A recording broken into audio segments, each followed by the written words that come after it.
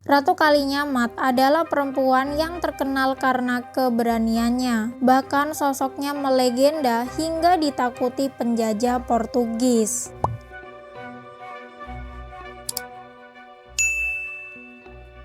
Ratu Kalinyamat mempunyai nama kecil Retna Kencana, lahir pada tahun 1520 pada masa Kesultanan Demak. Ia merupakan putri Sultan Trenggono, yaitu Sultan Demak ketiga. Pada usia remaja, ia dinikahkan dengan Pangeran Thoyib, merupakan putra Sultan Muhayyadsya dari Kesultanan Aceh. Dikatakan Pangeran Thoyib berkelana ke Tiongkok dan menjadi anak angkat seorang menteri bernama Shi Huiyuan. Pangeran Thoyib dan ayah angkatnya kemudian pindah ke Jawa. Di sana ia mendirikan desa di wilayah yang saat ini bernama Kalinyamatan, yang terletak di Jepara, Jawa Tengah. Sehingga ia pun dikenal dengan nama Pangeran Kalinyamat. Di Jawa, ia pun bertemu dengan Retna Kencana dan berhasil menikahinya. Sehingga istrinya itu kemudian dijuluki Ratu Kalinyamat. Sejak itu, Pangeran Kalinyamat menjadi anggota keluarga kerajaan Demak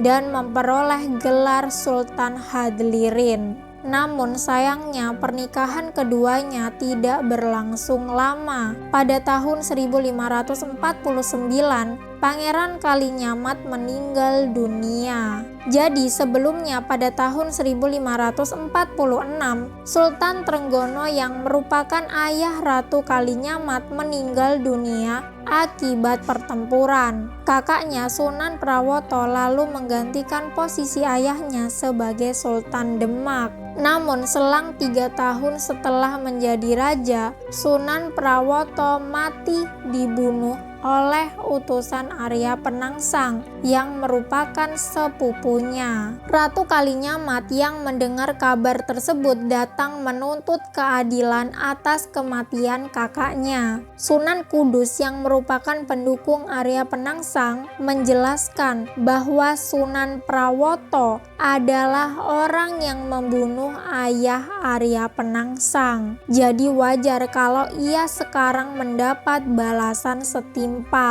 Ratu Kalinyamat yang kecewa atas sikap Sunan Kudus, ia dan suaminya pun memilih pulang ke Jepara. Di tengah jalan, siapa sangka mereka dikeroyok oleh anak buah Arya Penangsang. Dan akibat peristiwa itu, Pangeran Kalinyamat meninggal dunia. Ratu Kalinyamat yang berhasil meloloskan diri dari peristiwa pembunuhan itu, dikatakan ia kemudian bertapa telanjang di Gunung Danaraja dan bersumpah tidak akan berpakaian sebelum memenggal kepala Arya Penangsang. Namun menurut para ahli sejarah, sebenarnya cerita ini hanya perumpamaan yang menggambarkan Ratu Kalinyamat bersumpah hidup prihatin sampai Arya Penangsang yang membunuh suaminya dihukum mati. Konflik perebutan tahta kerajaan Demak baru berakhir setelah Arya Penangsang dikalahkan oleh Sultan Hadiwijaya atau Joko Tingkir pada tahun 1554. Sultan Hadiwijaya kemudian mendirikan Kesultanan Pajang, sedangkan Retna Kencana menggantikan peran suaminya sebagai penguasa Jepara dengan gelar Ratu Kalinyamat. Sejak resmi menjadi penguasa tunggal di Jepara, ia memberi perhatian besar pada bidang politik dan militer. Ratu Kalinyamat berhasil membangun kekuatan angkatan laut yang besar dan kuat, serta mengembangkan potensi kemaritiman yang dimiliki Jepara. Di bawah kekuasaannya, Jepara menjadi kerajaan bahari di mana rakyatnya hidup tentram dengan mengandalkan laut sebagai sumber utama penghidupannya. Ratu Kalinyamat pun sangat disegani rakyatnya berkat jasanya membawa Jepara mencapai masa keemasan dengan menjadi kota pelabuhan yang maju dan dilengkapi armada laut yang kuat. Selain itu, ia juga berperan penting dalam penyebaran agama Islam melalui seni budaya. Penyebaran agama Islam berjalan dengan baik dan mendapat sambutan hangat dari masyarakat karena kedatangannya berlangsung dengan damai. Bukti peran Ratu Kalinyamat dalam bidang agama tampak dalam peninggalannya berupa masjid di Mantingan. Masjid ini memiliki gaya arsitektur campuran budaya bernuansa Hindu juga bernuansa Islam. Selain berperan penting terhadap kemajuan Jepara, Ratu Kalinyamat juga memiliki peran besar dalam sejarah perjuangan bangsa Indonesia, khususnya dalam melawan bangsa Portugis pada abad ke-16. Upaya pertama Ratu Kalinyamat dalam rangka mengusir Portugis dari Nusantara dilakukan pada 1550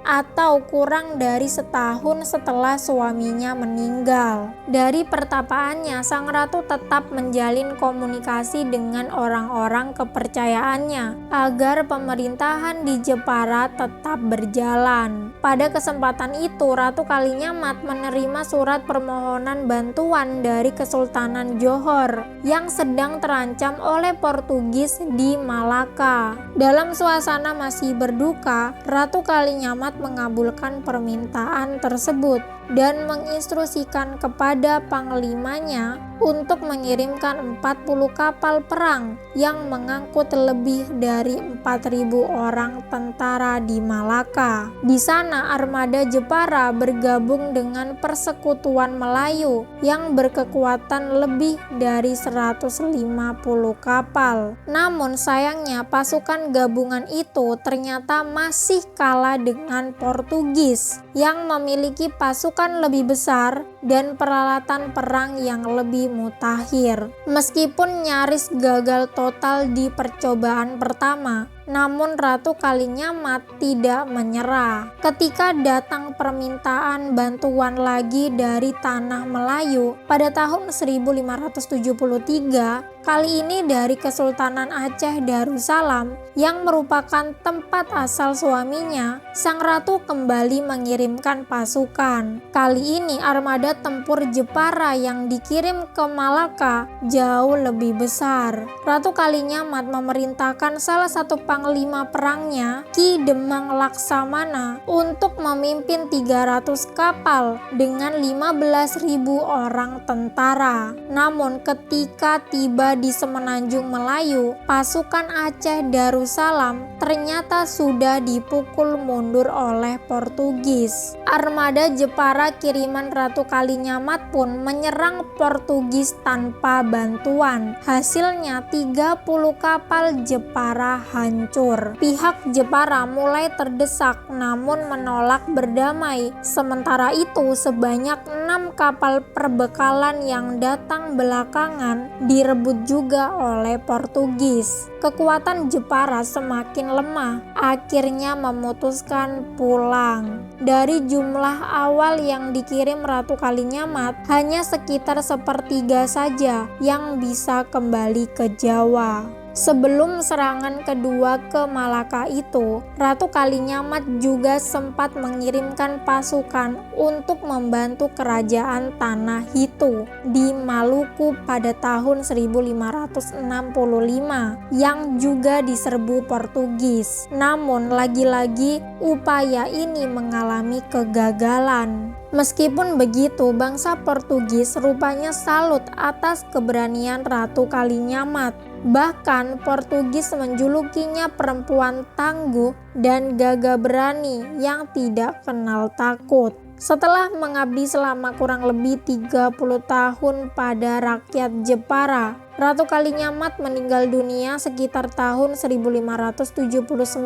Ia dimakamkan di dekat makam Pangeran Kalinyamat di Desa Mantingan, Kecamatan Tahunan, Kabupaten Jepara. Semasa hidupnya diketahui Ratu Kalinyamat tak mempunyai anak, namun ia membesarkan 3 orang pemuda. Yang pertama adalah adiknya, yaitu Pangeran Timur Ranggajumena. Yang kedua adalah keponakannya, yaitu Arya Pangiri yang merupakan putra Sunan Prawoto. Dan yang ketiga adalah sepupunya, yaitu Pangeran Arya Jepara, merupakan putra dari adik ayahnya. Karena jasanya yang begitu besar terhadap Indonesia, Ratu Kalinyamat dinobatkan sebagai pahlawan nasional pada peringatan Hari Pahlawan 10 November 2023. Ya, jadi seperti itu kisah Ratu Kalinyamat, wanita tangguh dari Jepara. Gimana menurut kalian kisah yang satu ini? Kalau ada salah kata dan informasi, terbuka diskusi di kolom komentar.